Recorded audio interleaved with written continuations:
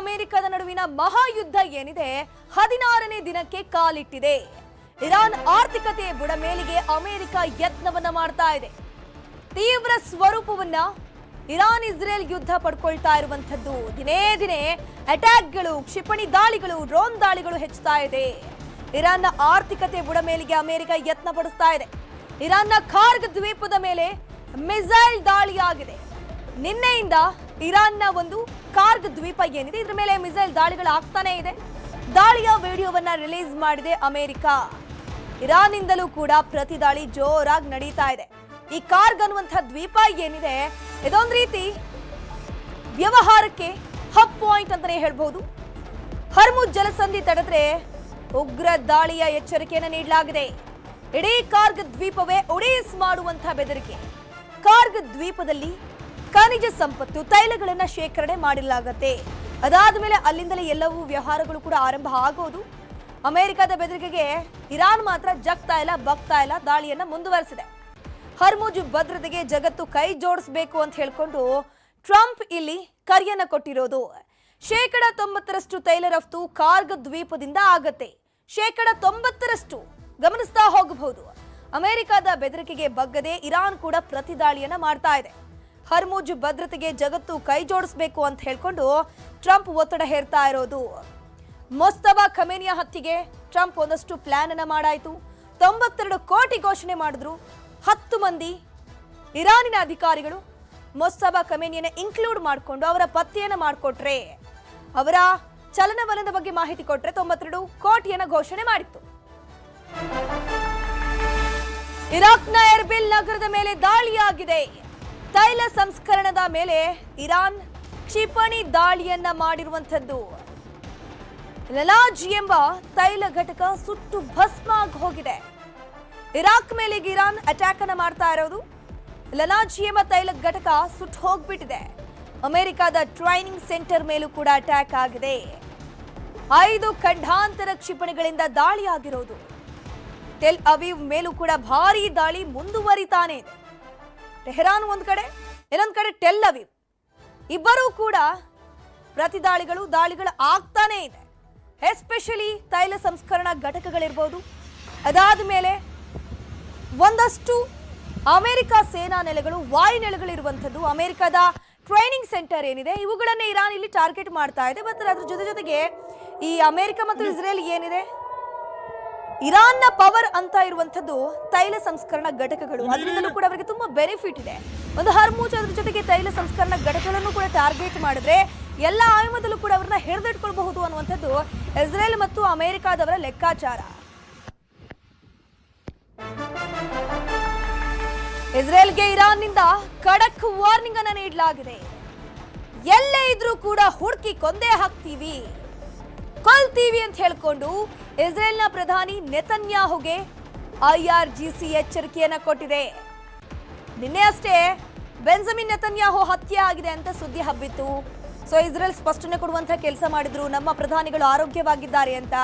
So ಈಗ Iran warning ಅನ್ನ ಕೊಡ್ತಾ ಇದೆ, ನಿಮ್ಮ ಪ್ರಧಾನಿಯನ್ನ ಎಲ್ಲೇ ಇದ್ರೂ ಕೂಡ ಹುಡುಕಿ ಕೊಂದಾಗ್ತೀವಿ ಅಂತ ಹೇಳ್ಕೊಂಡು IRGC ಎಚ್ಚರಿಕೆ ಕೊಟ್ಟಿದೆ. ನಮ್ಮ ಮಕ್ಕಳನ್ನ ಕೊಂದವರನ್ನ ನಾವು ಸುಮ್ಮನೆ ಬಿಡೋದಿಲ್ಲ, ಸರ್ವೋಚ್ಚ ನಾಯಕನ ಕೊಲೆ ಮಾಡಿದ್ದೀರಿ, ಯುದ್ಧ ನಿಲ್ಲಿಸಲ್ಲ ಅಂತ ಇರಾನ್ ಸಂದೇಶವನ್ನ ಕೊಟ್ಟಿದೆ. ಇಲ್ಲಿ ಮೊಸ್ತಫಾ ಖಮೇನಿ ಕೂಡ ಎಲ್ಲಾ ರೀತಿಯಲ್ಲೂ ಯುದ್ಧಕ್ಕೆ ಸನ್ನದ್ಧ ಅನ್ನೋ ರೀತಿ ಸಂದೇಶವನ್ನ ರವಾನಿಸ್ತಾ ಇದ್ದಾರೆ. ಸೊ ತಂದೆಯ ಸಾವಾಗತ್ತೆ, ಎಷ್ಟೋ ಜನ ನಾಗರಿಕರ ಸಾವು ನೋವಾಗಿದೆ. ಸೊ ಆದ್ರೂ ಕೂಡ ಇರಾನ್ ಇಸ್ರೇಲ್ ಮೇಲೆ ಪ್ರತಿದಾಳಿಯನ್ನ ಮುಂದುವರಿಸೇ ಹರಿಸ್ತೀವಿ, ನಮ್ಮ ಎಷ್ಟೋ ಜನ ಮಕ್ಕಳನ್ನ ಕೊಂದು ಹಾಕ್ಬಿಟ್ಟಿದ್ದೀರಿ ನೀವು. ಅದರಲ್ಲೂ ಪ್ರಮುಖವಾಗಿ ಇಸ್ರೇಲ್ನ ಪ್ರಧಾನಿ ಆಗಿರುವಂತಹ ಬೆಂಜಮಿನ್ ನೆತನ್ಯಾಹು ಏನಿದ್ದಾನೆ, ಈತ ಎಲ್ಲಿದ್ದಾನೆ ಆತನನ್ನ ಹುಡುಕಿ ಕೊಂದು ಹಾಕ್ತೀವಿ, ಆದಷ್ಟು ಬೇಗ ಈತನ ಕೊಲೆ ಆಗತ್ತೆ ಅಂತ ಹೇಳ್ಕೊಂಡು ಇರಾನ್ ಈಗ ವಾರ್ನಿಂಗ್ ಅನ್ನ ಕೊಡ್ತಾ ಇರೋದು. ಹೋಟೆಲ್ ಉದ್ಯಮಕ್ಕೆ ಗ್ಯಾಸ್ ಆಘಾತ, ಕೆಲ ಹೋಟೆಲ್ಸ್ ಬಂದ್, ಮೆನು ಕಟ್. ಬೀದಿ ಬದಿ ವ್ಯಾಪಾರಿಗಳಿಗೆ ಗ್ಯಾಸ್ ಬರೆ, ಜೀವನಕ್ಕೆ ಪೆಟ್ಟು ಕೊಡ್ತಿದೆ LPG. ಸಣ್ಣ ವ್ಯಾಪಾರಿಗಳ ಸಂಕಷ್ಟ ಹೇಗಿದೆ? ನ್ಯೂಸ್ 18 ನಲ್ಲಿ ಕಣ್ಣೀರ ಕಥೆಗಳು. Gas emergency day 6 news 18 reality check story ಇದು.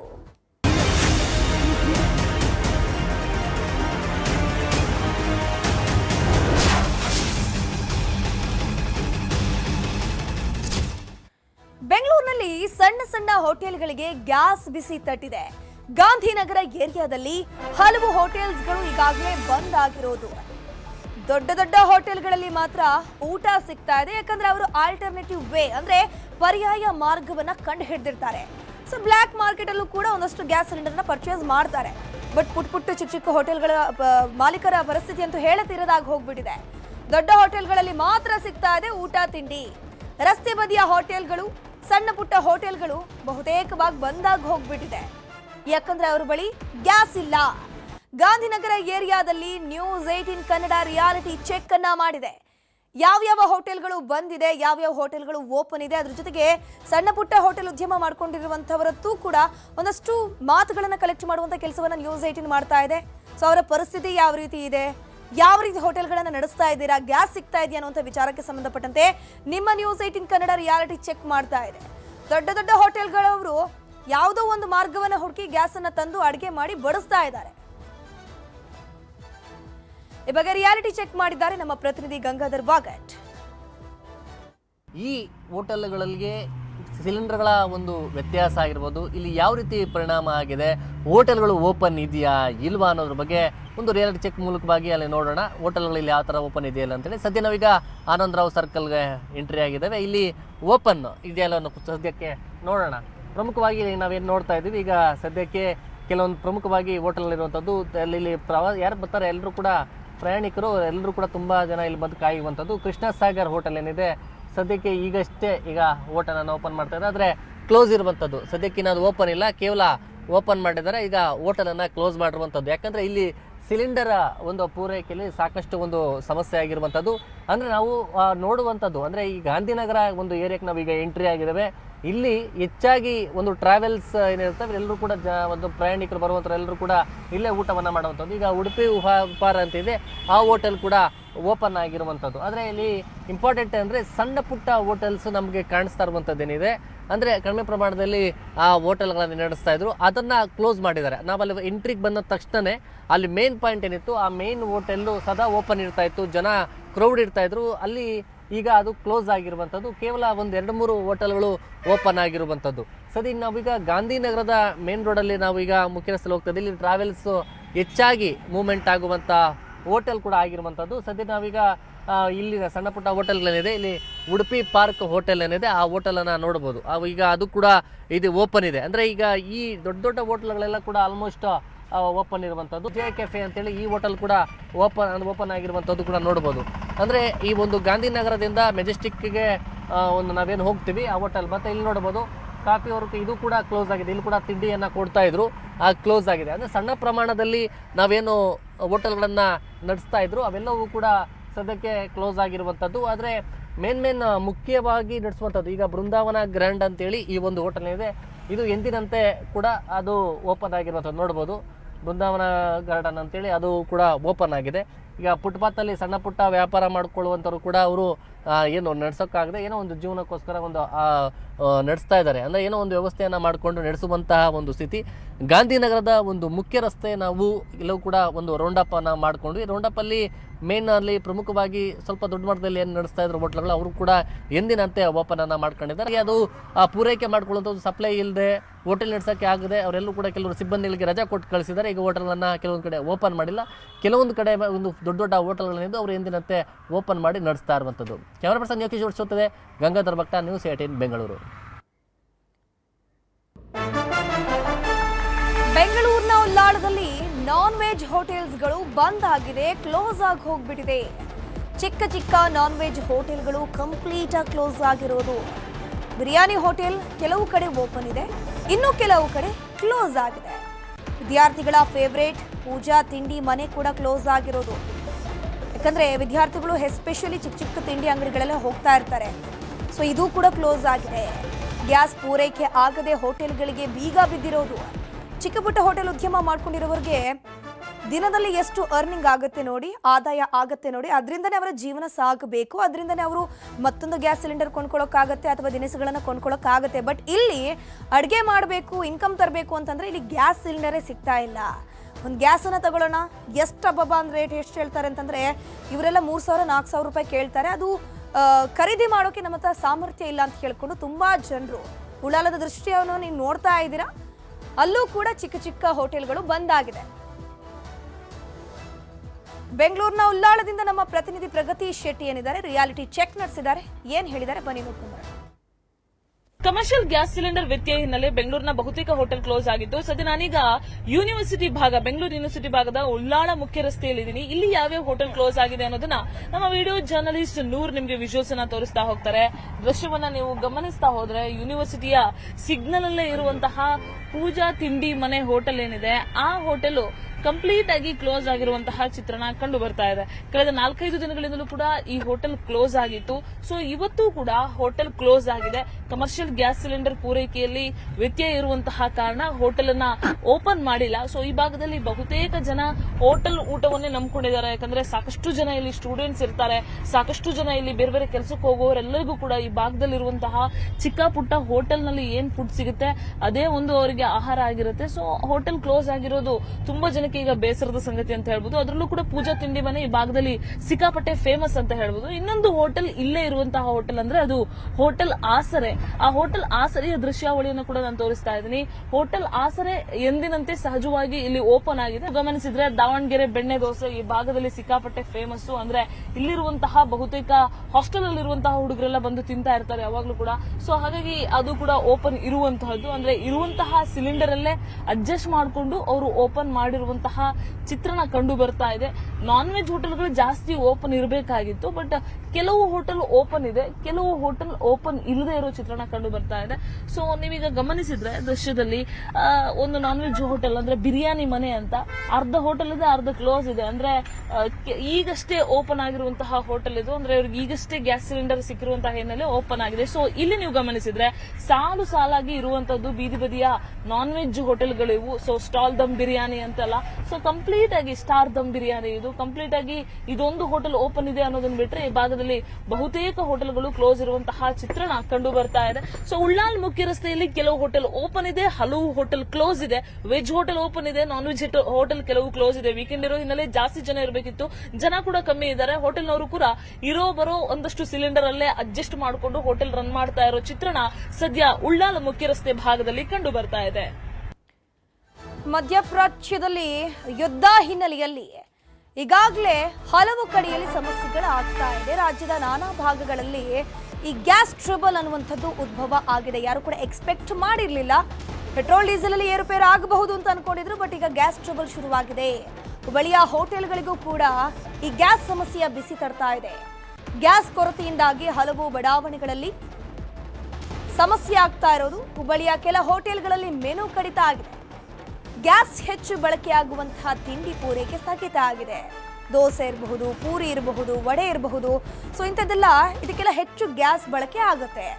ಸೊ ಈ ಮೆನುಗಳಲ್ಲಿ ಗ್ಯಾಸ್ ಯಾವುದಕ್ಕೆ ಅತಿ ಹೆಚ್ಚು ಖರ್ಚಾಗುತ್ತೆ ನೋಡಿ ಅಂತಹ ಐಟಮ್ಸ್ಗಳು, ತಿಂಡಿ ಐಟಮ್ಸ್ಗಳನ್ನ ಕಡಿತಗೊಳಿಸಲಾಗಿದೆ.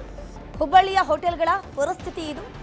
ಎಲ್ಲರೂ ಕೂಡ ಪೆಟ್ರೋಲ್ ಡೀಸೆಲ್ ಬೆಲೆಯಲ್ಲಿ ಏರುಪೇರು ಆಗ್ಬೋದು, ಪೆಟ್ರೋಲ್ ಡೀಸೆಲ್ನ ಅಭಾವ ಉಂಟಾಗಬಹುದು ಅಂತ ಅನ್ಕೊಂಡಿದ್ರು. ಬಟ್ ಅನ್ಎಕ್ಸ್ಪೆಕ್ಟೆಡ್ಲಿ ಗ್ಯಾಸಿನ ಸಮಸ್ಯೆ ತಲೆದೂರಿದೆ. ಈಗಾಗಲೇ ಒಂದು ಶಿಪ್ ಭಾರತಕ್ಕೆ ಬಂದಿರೋದು, ಇನ್ನೆರಡು ಶಿಪ್ ಆನ್ ದ ವೇ ಇದೆ. ಸಮುದ್ರ ಮಾರ್ಗದ ಮೂಲಕ ಭಾರತಕ್ಕೆ ಬರ್ತಾ ಇದೆ. ಸೊ ನೋಡಬೇಕು ಇನ್ನೆಷ್ಟು ದಿನ ಈ ರೀತಿ ಗ್ಯಾಸ್ ಸಮಸ್ಯೆ ಮುಂದುವರಿಯುತ್ತೆ ಅನ್ನುವಂಥದ್ದು. ಯಾಕಂದ್ರೆ ಈ ಒಂದು ಗ್ಯಾಸ್ ಸಮಸ್ಯೆಯಿಂದಾಗಿ ಹೋಟೆಲ್ ಇರಬಹುದು, PG ಇರಬಹುದು, ಹಾಸ್ಟೆಲ್ಗಳಲ್ಲೂ ಕೂಡ ಸಮಸ್ಯೆ ಉಂಟಾಗ್ತಾ ಇದೆ. ನಮ್ಮ ಹುಬ್ಬಳ್ಳಿಯ ಪ್ರತಿನಿಧಿ ಶಿವರಾಮ್ ಅಸುಂಡಿ ಪ್ರತ್ಯಕ್ಷ ವರದಿಯನ್ನ ಕೊಟ್ಟಿದ್ದಾರೆ, ನೋಡೋಣ. ಈ ಒಂದು ಸಂಡೇ ಸಂದರ್ಭದಲ್ಲಿ ಸಾಕಷ್ಟು, ಯಾಕಂದರೆ ಹೊರಗಡೆ ತಿನ್ನುವಂತಹ ಒಂದು ಜಾಸ್ತಿ ಹೊರಗೆ ಬಂದು ಇದು ಉಪಹಾರ ಮಾಡೋದು ಇತ್ಯಾದಿಗಳನ್ನ ನಾವು ನೋಡ್ತೀವಿ. ಹೀಗಾಗಿ ಯಾವ ರೀತಿ ಒಂದು ಹೋಟೆಲ್ಗಳ ಪರಿಸ್ಥಿತಿ ಇದೆ ಅಂತೇಳಿ ನಾನು ರಿಯಾಲಿಟಿ ತೋರಿಸ್ತಾ ಇದ್ದೀನಿ. ಇಲ್ಲಿ ನಾವೀಗ ಗುರುದತ್ ಭವನ ಹೋಟೆಲ್ನಲ್ಲಿ ಇದ್ದೀವಿ. ಇದು ಗುರುದತ್ ಭವನ ಸಾಕಷ್ಟು ಅಂದರೆ ಜನಸಾಮಾನ್ಯರಿಂದ ಹಿಡಿದು VVIP ವರೆಗೂ ಸಹ ಬಂದು ಇಲ್ಲಿ ಉಪಹಾರ ಮಾಡುವಂತಹ ಒಂದು ಹೋಟೆಲ್ ಆಗಿದೆ. ಹುಬ್ಬಳ್ಳಿಯ ಒಂದು ಖ್ಯಾತ ಹೋಟೆಲ್ ಆಗಿದೆ. ಇಲ್ಲಿ ಸಾಕಷ್ಟು ಇವತ್ತು ಸಂಡೇ ಆಗಿರೋದ್ರಿಂದಾಗಿ ಸಾಕಷ್ಟು ಗ್ರಾಹಕರು ಇಲ್ಲಿ ಬಂದಿದ್ದಾರೆ ಮತ್ತು ಬೆಳಿಗ್ಗೆಯಿಂದಲೂ ಸಹ ಉಪಹಾರ ಮಾಡ್ತಾ ಇದ್ದಾರೆ. ಏನು ಯಾವ ರೀತಿಯ ಒಂದು ವೆರೈಟಿಗಳು ಸಿಗ್ತಾ ಇದೆಯಾ ಇಲ್ಲ ಇತ್ಯಾದಿಗಳು ಸಹ, ಯಾಕಂದರೆ ಈಗೇನು ಸಿಲಿಂಡರ್ ಕೊರತೆಯ ಕಾರಣದಿಂದಾಗಿ ಸಾಕಷ್ಟು ಸಮಸ್ಯೆಗಳಾಗ್ತಾ ಇದೆ. ಅಂದರೆ ಎಲ್ಲ ಐಟಮ್ಗಳು ಏನು ಒಂದು ಸಿಗದ ಉದಾಹರಣೆನೂ ಸಹ ಇದೆ. ಹಾಗಾಗಿ ಒಂದು ಗ್ರಾಹಕರನ್ನೇ ಮಾತಾಡ್ಸೋಣ. ಉಪಹಾರಕ್ಕೆ ಬಂದಿದ್ರಿ, ಏನು ನೀವು ಕೇಳಿದ ಐಟಮ್ ಸಿಗ್ತಾ ಇದೆ, ಏನೂ ಕೊರತೆ ಇಲ್ಲ, ಸದ್ಯ ಎಲ್ಲ ಸಿಗ್ತಾ ಇದೆ.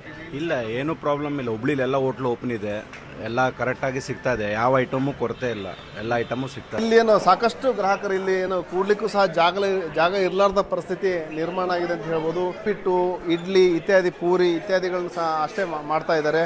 ಉಳಿದಂತೆ ಕೆಲವೊಂದು ಐಟಮ್ಗಳನ್ನ ಕಡಿತ ಮಾಡಲಾಗಿದೆ. ಈಗ ಗ್ರಾಹಕರನ್ನ ಮಾತಾಡ್ಸೋಣ. ಎಸ್ ಸರ್, ಇಲ್ಲಿ ನಮ್ಮ ರೆಗ್ಯುಲರ್ ಕಸ್ಟಮರ್ ನಾವಿಲ್ಲಿ ಎವ್ರಿ ಸಂಡೇ ಬಂದೇ ಬರ್ತೀವಿ. ಎಲ್ಲ ಫ್ಯಾಮಿಲಿ ಜೊತೆ ಬರ್ತೀವಿ. ಇಲ್ಲಿ ನಮ್ಮ ಪೂರಿ ಮತ್ತು ಇಡ್ಲಿ ವಡ ಭಾರಿ ಟೇಸ್ಟಿ ಇರುತ್ತೆ. ಮಧ್ಯಾಹ್ನ ಮೇಲೆ ಪಲಾವೆಲ್ಲ ಇರುತ್ತೆ. ಇಲ್ಲ, ಚೆನ್ನಾಗಿದೆ ಹೋಟೆಲ್ ಎಲ್ಲ ಚೆನ್ನಾಗಿದೆ, ಏನಿಲ್ಲ ಹಾಗೇನಿಲ್ಲ, ಎಲ್ಲ ಚೆನ್ನಾಗಿ ನಡೀತಾ ಇದೆ. ಚೆನ್ನಾಗಿದೆ ಸರ್. ದಹಿ ವಡ ಆರ್ಡ್ರ್ ಮಾಡಿದ್ದೀವಿ, ಬರ್ತಾ ಇದೆ ಇನ್ನು. ಚೆನ್ನಾಗಿದೆ. ಸಿನ್ಸ್ ಆಫ್ ಭಾಳ ಹಳೆ ವರ್ಷದ ಹೋಟೆಲ್ ಇದು. ನಾನು ಚಿಕ್ಕವಳಿರೋ ಇದ್ದಾಗೂ ಇದೇ ಹೋಟೆಲ್ಲೇ ಇತ್ತು. ಇಲ್ಲಿ ಯಾವ ರೀತಿ ತೊಂದರೆ ಆಗಿಲ್ಲ ಸರ್ ಇದುವರೆಗೂ. ಸೊ ಓನರ್ ಕೂಡ ವೆಲ್ ನೋನ್ ಪರ್ಸನ್ಸ್ ಇಂದ ಧಾರವಾಡ, ಸೊ ಅವ್ರು ಮೇಂಟೈನ್ ಮಾಡ್ತಾ ಇದ್ದಾರೆ. ಸೊ ಯಾವುದೇ ರೀತಿ ತೊಂದರೆ ಆಗಿಲ್ಲ ಇದುವರೆಗೂ. ಬಟ್ ಕೆಲವೊಂದು ಪ್ಲೇಸಸಲ್ಲಿ ಹೋದರೆ ಅನಿಸುತ್ತೆ ಪ್ರಾಬ್ಲಮ್ ಆಗ್ತಾ ಇದೆ. ಈಗ ಇಲ್ಲ ಅಂತಂದರೆ ಅಟ್ಲೀಸ್ಟ್ ಇದು ಆಫ್ಟರ್ 20 days ಆದರೂ ಆಗ್ಬೋದು ಅಂತ ಅನಿಸ್ತಾ ಇದೆ. ಸೊ ಎಲ್ಲರ ಅಭಿಪ್ರಾಯ ಅದೇ ಥರ ಇದೆ ಸರ್. ಸದ್ಯ ಏನೂ ತೊಂದರೆ ಅನ್ನಿಸ್ತಿಲ್ಲ, ಬಟ್ ಬೇರೆ ಕಡೆ ಎಲ್ಲ ನೋಡಿದಾಗ ಅನಿಸುತ್ತೆ. ಬಟ್ ಈಗಿಲ್ಲ ಅಂದ್ರೆ ಇನ್ನೊಂದು 20 ದಿನ ಆದ್ಮೇಲೆ ಆದರೂ ಆಗ್ಬೋದು. ಆದ್ರೆ ಮನೆಯಲ್ಲಿ ಏನೂ ಕೊರತೆ ಆಗಿಲ್ಲ. ಇನ್ನು ಸಿಲಿಂಡರ್ ನಾವು ಬುಕ್ಕಿಂಗ್ ಮಾಡಿದೆಲ್ಲ ಬರ್ತಾ ಇದೆ. ಅಂದರೆ ಮನೆಯಲ್ಲೇನು ತೊಂದರೆ ಇಲ್ಲ. ಆದರೆ ಏನು ವೀಕೆಂಡ್ ಅನ್ನೋ ಕಾರಣಕ್ಕೆ ನಾವು ಮನೆಗೆ ಏನು ಉಪಹಾರಕ್ಕೆ ಬಂದಿದ್ದೀವಿ. ಕೆಲವೊಂದು ಕಡೆ ತೊಂದರೆ ಆಗ್ತದೆ ಅನ್ನೋ ಒಂದು ಮಾತು ಹೇಳ್ತಾರೆ. ಇಲ್ಲಿ ಏನು ಹೋಟೆಲ್ ಅವ್ರನ್ನ ಮಾತಾಡ್ಸೋಣ. ಸರ್, ಈಗ ಏನು ಸಿಲಿಂಡರ್ ಕೊರತೆ ಕಾರಣದಿಂದಾಗಿ ಏನೆಲ್ಲ ಬದಲಾವಣೆಗಳು ಮಾಡಿ? ಬದಲಾವಣೆ ಅಂದರೆ ಏನು, ಇದು ಪುರಿ ಮಾಡೋದು, ಆನಂತರ ದೋಸೆ, ಗ್ಯಾಸ್ ಯಾವುದು ಜಾಸ್ತಿ ಖರ್ಚು ಆಕೈತಿ ಅದನ್ನು ಕಡಿಮೆ ಮಾಡ್ತೀವಿ ಅಷ್ಟೇ. ಇಡ್ಲಿ ವಡ ಇವನ್ನ ಮಾಡ್ತೀವಿ, ಉಪ್ಪಿಟ್ಟು ಅವಲಕ್ಕಿ. ಗ್ಯಾಸ್ ಯಾವುದು ಕನ್ಸ್ಯೂಮ್ ಕಡಿಮೆ ಆಗುತ್ತೆ ಅದನ್ನು ಮಾಡ್ತೀವಿ. ಏಜೆನ್ಸಿ ಅವ್ರ ಕಡೆ ಬುಕ್ ಮಾಡಿದಾಗ ಬಂತಂದ್ರೆ ಮಾಡ್ತೀವಿ, ಇಲ್ಲ ಅಂದ್ರೆ ಇಲ್ಲ. ಮೇನ್ ಕೆಲಸ ಆಗೋದು ಗ್ಯಾಸ್ನಿಂದ. ಗ್ಯಾಸ್ ಕೊರತೆ ಐತಿ, ಯಾವುದು ಅನುಕೂಲ ಆಕೈತಿ ಅದನ್ನು ಮಾಡ್ತೀವಿ ಅಷ್ಟೇ. ಸಮಸ್ಯೆ ಐತಿ, ವ್ಯಾಪಾರ ಕಡಿಮೆ ಆಕೈತಿ. ಮತ್ತು ಗ್ಯಾಸ್ ಇಲ್ಲಂದಾಗ ಅಡುಗೆ ಮಾಡೋದು ಹೆಂಗೆ ರೀ? ಈಗ ಇಮಿಡಿಯೇಟ್ ಇಡ್ಲಿ ಒಲಿ ಮತ್ತು ಆನಂತರ ಕಟ್ಟಿಗೆ ಒಲಿ ಮಾಡ್ಲಿಕ್ಕೆ ಸಾಧ್ಯ ಇಲ್ಲ. ಅದು ಹೆಂಗೆ ಸಾಧ್ಯ ಐತಿ? ಇಲೆಕ್ಟ್ರಿಕ್ ಮಾಡೋಕೆ ಅದು ಸಪ್ಲೈ ಆಗೋದಿಲ್ಲ. ಹೊಸ ಇನ್ವೆಸ್ಟ್ಮೆಂಟ್ ಅಂದ್ರೆ ಯಾರಿಗೂ ಆಗೋದಿಲ್ಲ. ಈಗ ಸಮಸ್ಯೆ ಐತಿ. ಇಲ್ಲಿ ಗುರುದತ್ ಹೋಟೆಲ್ ಭವನದ ಒಂದು ಮ್ಯಾನೇಜರ್ದ ಅಭಿಪ್ರಾಯವಾಗಿದೆ. ಶಿವರಾಮ್ ಮಸುಂಡಿ, ನ್ಯೂಸ್ 18 ಹುಬ್ಬಳ್ಳಿ. ಚಿಕ್ಕಮಗಳೂರಲ್ಲೂ ಕೂಡ ಸಿಗ್ತಿಲ್ಲ ಆಟೋ ಗ್ಯಾಸ್ಗಾಗಿ ಸಾಲು ಕಟ್ಟಿ ನಿಂತಿದ್ದಾರೆ ಆಟೋ ಚಾಲಕರು. ಚಿಕ್ಕಮಗಳೂರಲ್ಲೂ ಕೂಡ ಈಗ ಆಟೋ ಗ್ಯಾಸ್ ಸಮಸ್ಯೆ ತಲೆದೋರಿದೆ. ಆಟೋ ಗ್ಯಾಸ್ಗಾಗಿ ಬಂಕ್ ಮುಂದೆ ಚಾಲಕರು ಏರಿದ್ದಾರೆ, ಸಾಲು ಕಟ್ಟಿ ನಿಂತಿದ್ದಾರೆ. ತೇಗೂರು ಗೇಟ್ ಸಮೀಪ ಗ್ಯಾಸ್ ಸಿಗ್ತಾ ಇಲ್ಲ. ತೇಗೂರು ಕಡೆ ಕೂಡ ಸಿಗ್ತಾ ಇಲ್ಲ. ಪಾರ್ವತೀಪುರದ ಗ್ಯಾಸ್ ಬಂಕ್ ಮುಂದೆ ಕ್ಯೂ ನಿಲ್ತಾ ಇದ್ದಾರೆ. ಒಂದೊಂದು ದಿನ ಒಂದೊಂದು ರೇಟನ್ನ ಬಂಕ್ನವರು ಫಿಕ್ಸ್ ಮಾಡ್ತಾ ಇದ್ದಾರಂತೆ. ಇದೇ ಸರಿಯಾದ ಸಮಯ ಅಂತ ಹೇಳ್ಕೊಂಡು ಸಿಕ್ಕದ ರೇಟನ್ನ ಗ್ಯಾಸ್ ಮೇಲೆ ಹಾಕ್ತಾ ಇರುವಂಥದ್ದು ಬಂಕ್ನ ಮಾಲೀಕರು. ಸೊ ಡಿಮ್ಯಾಂಡ್ ಕ್ರಿಯೇಟ್ ಆಗಿದೆಯಲ್ಲ, ಆಟೋ ಡ್ರೈವರ್ಸ್ಗಳು ಎಷ್ಟಾದರೂ ಕೊಡ್ತಾರೆ ಸರಿ ಅಂತ ಹೇಳ್ಕೊಂಡು ಬಾಯಿಗೆ ಬಂದಿದ್ದ ರೇಟನ್ನು ಫಿಕ್ಸ್ ಮಾಡ್ತಾ ಇದ್ದಾರೆ. ಆಟೋ ಚಾಲಕರು ನೋಡಿ ಯಾವ ರೀತಿ ಕ್ಯೂನಲ್ಲಿ ನಿಂತಿದ್ದಾರೆ ಅಂತ. ಚಿಕ್ಕಮಗಳೂರಲ್ಲಿ ಸಿಗ್ತಿರುವಂಥ ಒಂದು ದೃಶ್ಯ ಇದು.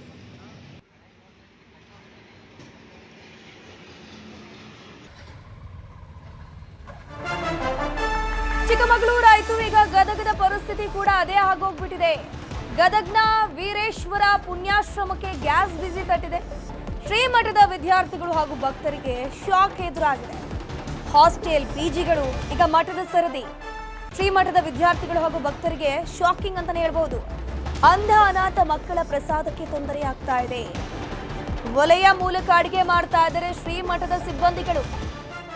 ನಿತ್ಯ ಈ ಶ್ರೀಮಠಕ್ಕೆ 3,000 ರಿಂದ 4,000 ಭಕ್ತರು ಬರ್ತಾರೆ. 3,000 ರಿಂದ 4,000 ಭಕ್ತರಿಗೆ ಪ್ರಸಾದದ ವ್ಯವಸ್ಥೆಯನ್ನ ಮಾಡಲಾಗುತ್ತೆ. ಅಂಧ ಮಕ್ಕಳು ಬರ್ತಾರೆ, ವಿದ್ಯಾರ್ಥಿಗಳು ಬರ್ತಾರೆ. ಎಷ್ಟು ಜನರಿಗೆ ಭೋಜನದ ವ್ಯವಸ್ಥೆಯನ್ನ ಮಾಡಬೇಕು. ಎಷ್ಟು ದಿನ ಗ್ಯಾಸ್ ಅನ್ನು ಮಾಡ್ತಾ ಇದ್ರು, ಈಗ ಸೌದೆ ಒಲೆಯ ಮೊರೆ ಹೋಗಿದ್ದಾರೆ. ಈ ಗ್ಯಾಸ್ ಅಭಾವದ ಬಗ್ಗೆ ಅಲ್ಲಿನ ಸಿಬ್ಬಂದಿ ಏನ್ ಹೇಳ್ತಾರೆ ಬನ್ನಿ ನೋಡ್ಕೊಂಡ್ ಬರೋಣ. ನಮ್ಮದು ನೋಡ್ರಿ, ಸಿಲಿಂಡ್ರ್ ಇಲ್ಲ ಸಲುವಾಗಿ ಅಡುಗೆ ಮಾಡೋದು ಸ್ವಲ್ಪ ಸಮಸ್ಯೆ ಆಗೈತಿ. ಪಲಾವ್ ಮಾಡ್ತಿದ್ವಿ, ಆಮೇಲೆ ಮಿರ್ಚಿ, ಬಜ್ಜಿ, ಉಪ್ಪಿಟ್ಟು, ಆಮೇಲೆ ಚಪಾತಿ, ರೊಟ್ಟಿ, ಪಲ್ಯ ಹಿಂಗೆಲ್ಲ ಮಾಡ್ತಿದ್ದೀವಿ ರೀ. ಈಗ ಸಿಲಿಂಡ್ರ್ ಇಲ್ಲ ಸಲುವಾಗಿ ಸಮಸ್ಯೆ ಆಗಿಬಿಟ್ಟೈತಿ. ಅದಕ್ಕೆ ಅಡುಗೆ ಮಾಡೋದು ನಾವು ಈ ಸೌದೆ ಒಲೆ ಹೆಚ್ಚು ಅಡುಗೆ ಮಾಡೋದು ಲೇಟ್ ಆಗೈತಿ. ಜನಕ್ಕೆಲ್ಲ ತೊಂದರೆ ಆಕೈತಿ. ಅದ್ರ ಸಲುವಾಗಿ ಆದಷ್ಟು ನಮಗೆ ಸಿಲಿಂಡ್ರ್ ಬರುವಷ್ಟು ವ್ಯವಸ್ಥೆ ಮಾಡಬೇಕು ಅಂತ ಕೇಳ್ಕೊತಾ ಇದ್ವಿ. ಲೇಟ್ ಆಗತ್ತೆ ರೀ. ಅವ್ರ ಸ್ಕೂಲ್ ಮಕ್ಕಳು ಬೆಳಗ್ಗೆ ಟಿಫಿನ್ ಮಾಡೋಕೆ ಲೇಟ್ ಆಕೈತಿ, ಮಧ್ಯಾಹ್ನ ಊಟಕ್ಕೆ ಆಮೇಲೆ ಸಾಯಂಕಾಲ ಊಟ ಸಿಲಿಂಡ್ರ್ ಇದ್ದ ಎಲ್ಲ ಬೇಗ ಬೇಗ ಆಕೈತಿ. ಎಲ್ಲ ಸಮಸ್ಯೆ ಆಗೈತೆ ನೋಡ್ರಿ. ಈಗ ಒಂದು ವಾರದಿಂದ ಸಮಸ್ಯೆ ಆಗೈತಿ. ಅದಕ್ಕೆ ಆದಷ್ಟು ಬೇಗ ನಮ್ಗೆ ಸಿಲಿಂಡ್ರ್ ವ್ಯವಸ್ಥೆ ಮಾಡ್ಬೇಕಂತ. ಶ್ರೀ ಪುಟ್ಟರಾಜ್ ಕೃಪಾಶದಿಂದ ನಮ್ಮ ವೀರೇಶ್ವರ ಪುಣ್ಯಾಶ್ರಮದ ಪ್ರಸಾದ ನಿಲಯದಲ್ಲಿ ನಮಗೆ ಅನಿಲ ತೊಂದರೆಯಿಂದ ಭಕ್ತಾದಿಗಳು ಬೇಡಿದಂಥ ಮಿರ್ಚಿ ಆಗಲಿ, ಹೆಸರುಬೇಳೆ ಪಾಯಸ ಆಗಲಿ, ನಮ್ಮ ಮಠದ ವಿದ್ಯಾರ್ಥಿಗಳಿಗೆ ರೊಟ್ಟಿ ಚಪಾತಿ ಮಾಡಲಿಕ್ಕೆ ಭಾಳ ತೊಂದರೆ ಆಗ್ತಾಯಿದೆ. ಹಾಗಾಗಿ ನಾವು ಬರೀ ಅನ್ನ ಸಾರು ಪಲಾವು ಆಮ್ಯಾಗ ಗೋಧಿ ಇಷ್ಟೇ ಮಾಡಲಿಕ್ಕೆ ಸಾಧ್ಯವಾಗ್ತಾಯಿದೆ. ವಿದ್ಯಾರ್ಥಿಗಳಿಗೆ ಒಂದು ದಿವಸ ರೊಟ್ಟಿ ಒಂದು ದಿವಸ ಚಪಾತಿ ಮಾಡ್ತಿದ್ವಿ. ಈಗ ರೊಟ್ಟಿ ಚಪಾತಿ ಮಾಡೋಕ್ಕಾಗ್ತಾಯಿಲ್ಲ. ಆಮ್ಯಾಗ ಮಿರ್ಚಿ ಮಾಡ್ಲಿಕ್ಕೆ ಆಗ್ತಾಯಿಲ್ಲ. ಆಮ್ಯಾಗ ಹೆಸರುಬೇಳೆ ಪಾಯಸ ಮಾಡೋಕ್ಕಾಗ್ತಾಯಿಲ್ಲ. ಏನಾದರೂ ಔಷಧದಲ್ಲಿ ಮಾಡ್ಬೇಕಂದ್ರೂ ಮಾಡೋಕ್ಕೆ ತೊಂದರೆ ಆಗ್ತಾಯಿದೆ. ಒಲೆ ಮೇಲೆ ಅನ್ನ ಸಾರು ಗೋಧಿ ಇಷ್ಟೇ ಮಾಡೋಕ್ಕಾಗಿ ಸಾಧ್ಯ ಆಗ್ತಾಯಿದೆ. ಭಾಳ ವಿಳಂಬ ಆಗ್ತಾಯಿದೆ ಕೆಲಸ. ವೀರೇಶ್ವರ ಪುಣ್ಯಾಶ್ರಮದೊಳಗೆ ನಿತ್ಯನೂ ಕೂಡ 2,500ದಿಂದ 3,000 ಜನಸಂಖ್ಯೆ ಪ್ರಸಾದ ಮಾಡ್ತದೆ. ದಿನ ಒಂದು ಥರದ ಪ್ರಸಾದ ಇರ್ತದೆ. ಬೆಳಗ್ಗೆ ವಿದ್ಯಾರ್ಥಿಗಳಿಗೆ ಪಲಾವ್ ಆಗಲಿ, ಅವಲಕ್ಕಿ ಆಗಲಿ, ಉಪ್ಪಿಟ್ಟಾಗಲಿ ಮಾಡಲಿಕ್ಕೂ ಕೂಡ ಭಾಳಷ್ಟು ತೊಂದರೆ ಆಗಿದೆ. ಕಾರಣ ಇಷ್ಟೇ, ಸಿಲಿಂಡ್ರು ಕೊರತೆ ಇರೋದರಿಂದ, ಸಿಲಿಂಡ್ರು ಇಲ್ಲದೇ ಇರುವುದರಿಂದ ಇವತ್ತು ವಿದ್ಯಾರ್ಥಿಗಳಿಗೆ ಬೆಳಗಿನ ಟಿಫನ್ನು ಕೊಡೋದು ಕೂಡ ಭಾಳಷ್ಟು ಕಷ್ಟ ಆಗಿದೆ. ಮಧ್ಯಾಹ್ನ ಪ್ರಸಾದ ಇವತ್ತು ದಿನ ಒಂದು ಥರ ಪ್ರಸಾದ, ಗೋಧಿ ಹುಗ್ಗಿ ಇರ್ಬೋದು, ಶಿರಾ ಇರ್ಬೋದು, ಹೆಸರುಬೇಳೆ ಪಾಯಸ ಇರ್ಬೋದು, ಬಜ್ಜಿ ಇರ್ಬೋದು, ಮಿರ್ಚಿ ಇರ್ಬೋದು, ಅನ್ನ ಸಾಂಬಾರು ಪಲ್ಯ ಇದನ್ನ ಎಲ್ಲವನ್ನು ಮಾಡಲಿಕ್ಕೆ ಇವತ್ತು ಸಿಲಿಂಡ್ರ್ ಇಲ್ಲದಕ್ಕೆ ವೀರೇಶ್ವರ ಪುಣ್ಯಾಶ್ರಮದೊಳಗೆ ಇವತ್ತು ಪ್ರಸಾದ ಮಾಡಲಿಕ್ಕೂ ಬಹಳಷ್ಟು ತೊಂದರೆ ಆಗ್ಯದ. ಅನಿವಾರ್ಯವಾಗಿ ನಾವು ಸೌದಿ ಒಲೆ ಮೇಲೆ ನಿತ್ಯನೂ ಮಾಡುವಂಥದ್ದು ಏನು ಅಂದ್ರೆ ಬರೀ ಗೋಧಿ ಹುಗ್ಗಿ ಅನ್ನ ಸಾಂಬಾರ ಇವನ್ನ ಅಷ್ಟೇ ಮಾಡ್ತೀವಿ. ಸಿಲಿಂಡ್ರ್ ಇಲ್ಲದಕ್ಕೆ ಇವತ್ತು ಸೌದಿ ಒಲೆ ಮೇಲೆ ಭಾಳಷ್ಟು ತೊಂದರೆಯಿಂದ ಈ ಪ್ರಸಾದವನ್ನು ತಯಾರು ಮಾಡಿದ್ದಾರೆ ನಮ್ಮ ಬೋರ್ಡಿಂಗಿನೊಳಗೆ. ಅದಕ್ಕೆ ಆದಷ್ಟು ಬೇಗ ಸಿಲಿಂಡ್ರನ್ನು ವ್ಯವಸ್ಥೆಯನ್ನು ಮಾಡಬೇಕು ಅಂತ ತಿಳ್ಕೊಂಡು ತಮ್ಮಲ್ಲಿ ಬೇಡಿಕೊಳ್ತಾ ಇದ್ದೀವಿ. ಕಲಬುರಗಿ ಜಿಲ್ಲೆಯಲ್ಲೂ ಕೂಡ ಸಿಲಿಂಡರ್ ಸಮಸ್ಯೆ ಉಲ್ಬಣ ಆಗ್ತಾ ಇದೆ. ಶರಣಬಸವೇಶ್ವರ ದೇವಸ್ಥಾನಕ್ಕೆ ತಟ್ಟದ ಬಿಸಿ ಅನ್ನದಾಸೋಹ ತಯಾರಿಗೆ ಸೌದೆಯನ್ನು ಬಳಕೆ ಮಾಡಲಾಗ್ತಿದೆ. 100 ವರ್ಷಗಳಿಂದಲೂ ಕೂಡ ಇಲ್ಲಿ ಸೌದೆ ಬಳಕೆ ಆಗ್ತಿದೆ. ಸೊ ಹಾಗಾಗಿ ಇಲ್ಲಿ ಗ್ಯಾಸ್ನ ಸಮಸ್ಯೆ ಆದರೆ ಇವರಿಗೇನು ಕೂಡ ಡಿಫ್ರೆನ್ಸ್ ಅನ್ನೋಂಥದ್ದು ಇಲ್ಲವೇ ಇಲ್ಲ. ಅನ್ನದಾಸೋಹಕ್ಕೆ ಇಲ್ಲ ಯಾವುದೇ ಸಮಸ್ಯೆ. ಕೇವಲ ಜಾತ್ರಾ ಮಹೋತ್ಸವದ ದಿನದಂದು ಮಾತ್ರ ಹೆಚ್ಚಿನ ಜನರು ಬರ್ತಾರೆ. ಅವತ್ತು 1-2 ದಿನ ಮಾತ್ರ ಸಿಲಿಂಡರ್ ಬಳಕೆ ಮಾಡ್ತಾರೆ. ಸಾವಿರಾರು ಜನ ಬಂದರೂ ಕೂಡ ಮೊದಲಿನಿಂದಲೂ ಕೂಡ ಇಲ್ಲಿ ಸೌದೆ ಒಲೆಯ ಮೇಲೆಯೇ ಅಡುಗೆ ಮಾಡಬೇಕಿದೆ ಅನ್ನುವಂಥ ಪ್ರತೀತಿ ಪದ್ಧತಿ ಇದೆ. ಹಾಗಾಗಿ ಈಗ ಗ್ಯಾಸ್ ಸಮಸ್ಯೆ ಉಂಟಾಗಿದೆಯಲ್ಲ, ಅದರಿಂದ ಏನೂ ಕೂಡ ಹೆಚ್ಚಿನ ವ್ಯತ್ಯಾಸ ಇವರಿಗೆ ಆಗೋದಿಲ್ಲ.